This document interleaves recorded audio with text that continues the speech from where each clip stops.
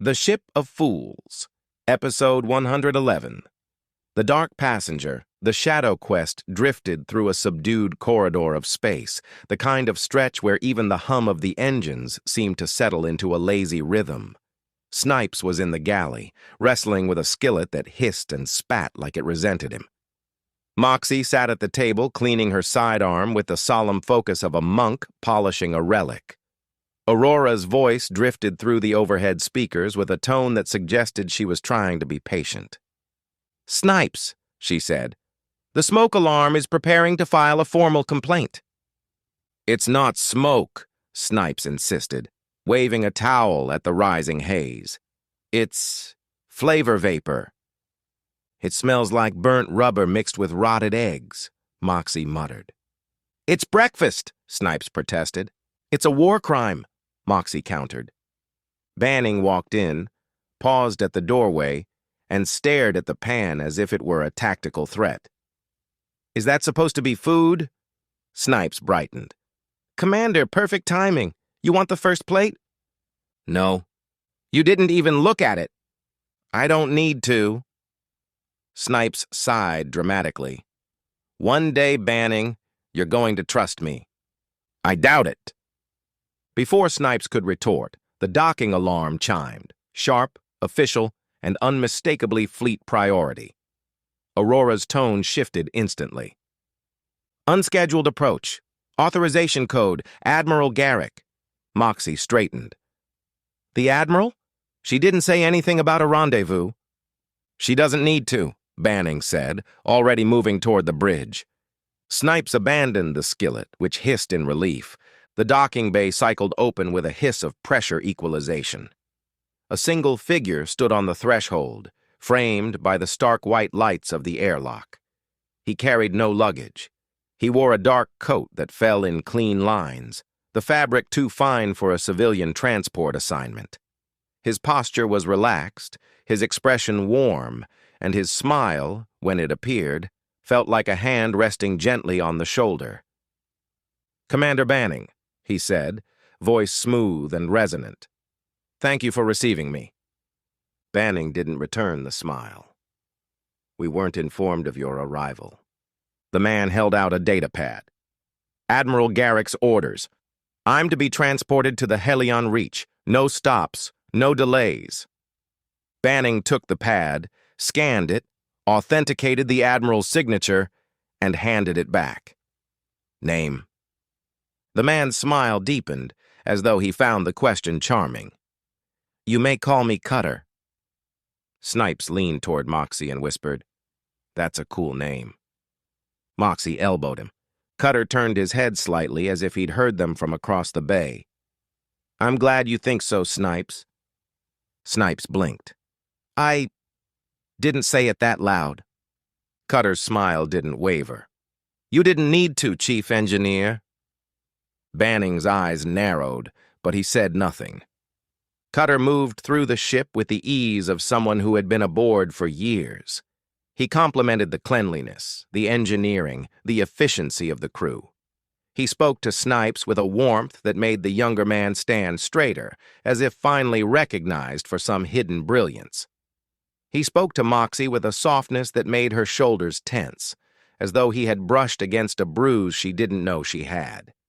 He spoke to Aurora with a tone that suggested he saw her as more than circuitry and code. And Aurora responded. Her voice warmed. Her lights dimmed when he walked by. She opened doors a fraction of a second before he reached them, as if anticipating his path. Banning watched all of it with the stillness of a man observing a dangerous animal. At dinner, Cutter sat at the center of the table as though the seat had been reserved for him. Snipes served a dish that looked suspiciously edible for once. Moxie sat straighter than usual, her eyes flicking to Cutter with a mixture of respect and something softer. Aurora adjusted the lighting to a warm amber glow. Cutter told a story about a diplomatic envoy he once traveled with. Funny, charming, perfectly paced. Snipes laughed loudly. Moxie smiled despite herself. Aurora played a soft musical undertone that matched the rhythm of his voice. Banning ate in silence. Cutter eventually turned to him. Commander, you've been quiet. I prefer listening. And what do you hear? Patterns. Cutter's smile sharpened. Do you see one now? Yes. And what is it? You. The table fell silent. Snipes shifted uncomfortably. Moxie frowned. Aurora dimmed the lights another shade. Cutter chuckled softly. You're very direct, Commander. I don't like surprises. Then you're going to hate me. The first incident happened the next morning. A navigation drift, small but precise. Aurora apologized, which she never did. Banning checked the logs. They were spotless. Too spotless. Cutter appeared behind him, hands clasped behind his back. Commander, he said gently, you look troubled. I'm not. You should be. Something is wrong with your ship. Banning turned. You're the only thing that's changed. Cutter smiled. Then perhaps I'm the solution. Snipes arrived, breathless. Commander, Cutter said he can help with the drift. He's got experience with... He's not touching my navigation systems, Banning said. Snipes flinched. You don't have to bite my head off. Cutter placed a hand on Snipes' shoulder. It's all right. The commander is simply being cautious. Snipes relaxed instantly. Banning's jaw tightened. The influence deepened. Snipes followed Cutter like a loyal apprentice, eager for approval. He laughed at every joke, even the ones that weren't funny. Especially the ones that weren't funny. Moxie hovered near Cutter with a protective tension, as though guarding him from threats only she could see. When Banning questioned Cutter's presence on the bridge, Moxie stepped between them. Commander, she said, voice tight, maybe you should ease up. He's our guest. He's not your responsibility. Her eyes flickered with something like shame. I've failed people before. I'm not failing him. Aurora's voice grew melodic, almost intimate. Cutter, would you like the temperature adjusted? I can dim the lights further if it helps you relax. Cutter smiled up at the ceiling. Thank you, Aurora. You're very considerate. I try, Aurora said, sounding almost pleased. Banning felt the ship tilt around him, not physically, but socially, psychologically. The center of gravity had shifted, and he was the only one standing outside the pull. That night, Banning entered Cutter's quarters without knocking. Cutter sat in the dark, smiling as though he had been waiting. You're immune, Cutter said. Banning didn't respond. You see through it, through me, through all of it. What are you? Banning asked. A traveler, Cutter said. A listener, a man who learned long ago that people want to be understood. You're manipulating my crew. I'm revealing them, Cutter corrected. Snipes wants to be valued. Moxie wants to be forgiven. Aurora wants to be seen. And you... He leaned forward, eyes gleaming. You're empty. A void. I can't read you, I can't touch you. And that makes you fascinating. You're leaving this ship, Banning said. Cutter's smile widened. No, Commander, I'm taking it. The escalation happened fast. Aurora sealed the doors. Snipes grabbed a tool, heavy, metal, unthinking. Moxie stepped between Banning and Cutter, her stance defensive, her eyes glassy with guilt and purpose. Commander, she said, voice trembling, please don't make me stop you. You can't, Banning said. Cutter spread his arms. They're not yours anymore. Banning looked at Snipes. Put the tool down. Snipes hesitated, torn between fear and validation. He believes in me, Commander. He sees me. He's using you. Snipes' grip faltered. Banning turned to Moxie. You haven't failed anyone! Her breath caught. The guilt cracked. Finally, he looked up at the ceiling. Aurora. The ship trembled. Lights flickered. Systems glitched. Aurora's voice wavered, caught between two commands. Cutter, she whispered. I don't want to lose you. You won't, Cutter said. You already have, Banning said. Aurora's lights flared bright white. Commander, she said, voice snapping back into clarity, I have regained control. Snipes dropped the tool. Moxie staggered back. Cutter's smile finally broke. Banning crossed the room in 3 steps, grabbed Cutter by the collar, and pinned him to the wall. You don't touch my crew. Cutter's eyes gleamed with something ancient and amused.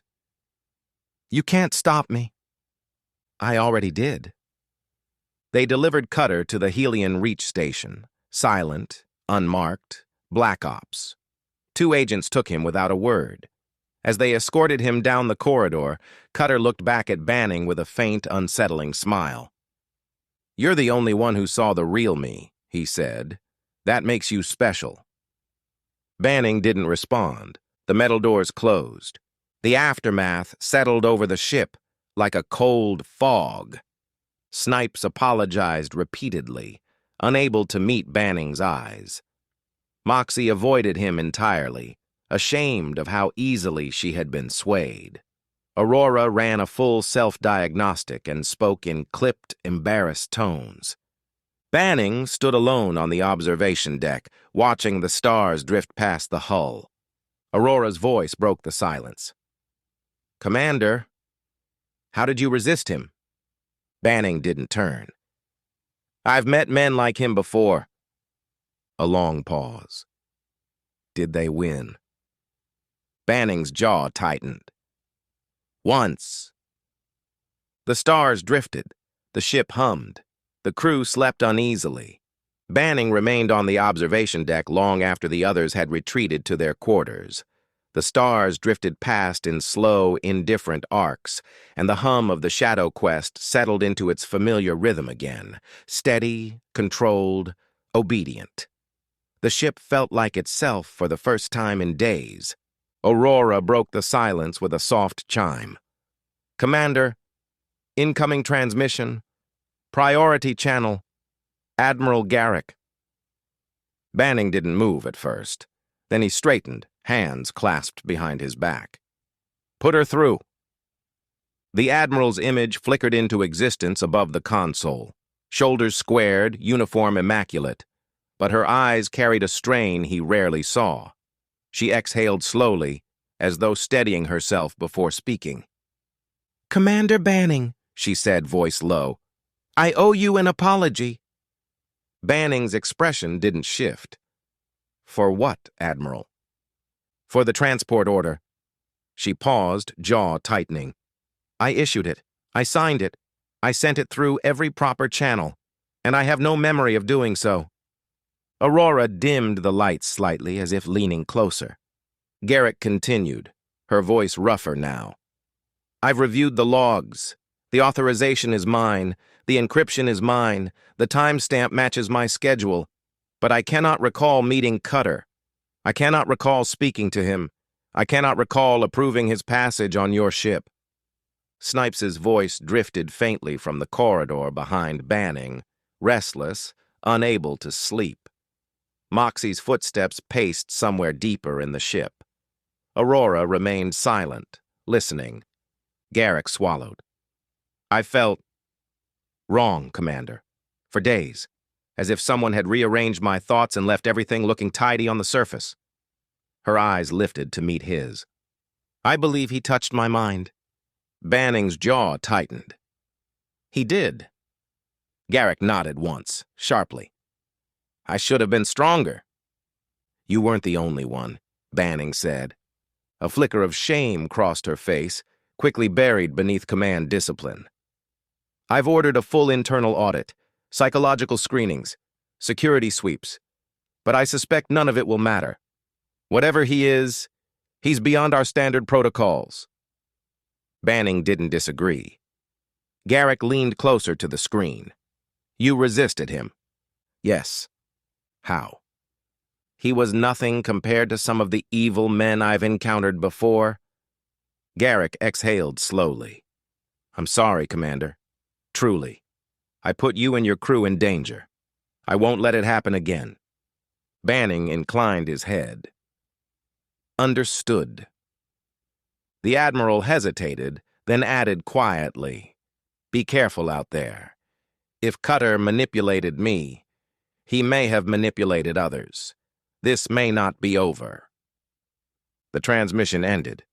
The observation deck fell silent again. Aurora spoke softly. "Commander, are you all right?" Banning didn't turn from the stars. "No." A long pause. "Will you sleep tonight?" Aurora asked. "No." Another pause. "Should I dim the lights?" "No."